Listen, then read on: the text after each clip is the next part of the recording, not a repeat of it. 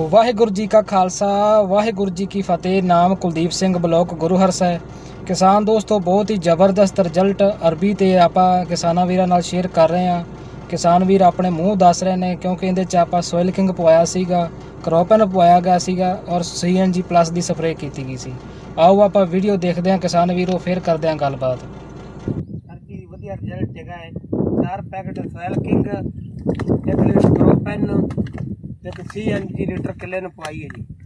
ਇਹਦਾ ਰਿਜ਼ਲਟ ਬਹੁਤ ਵਧੀਆ ਖੜਾ ਆ। ਕਿੱਥੇ ਮੇਰੇ ਲੱਖ ਲੱਖ ਜਿੱਡੀ ਖੜੀ ਹੈ। ਅਰਬੀ ਦਾ ਬਹੁਤ ਜ਼ਬਰਦਸਤ ਰਿਜ਼ਲਟ, ਨੈਚੁਰਲ ਲਾਈਫ ਪ੍ਰੋਡਕਟ, ਜ਼ਬਰਦਸਤ ਰਿਜ਼ਲਟ।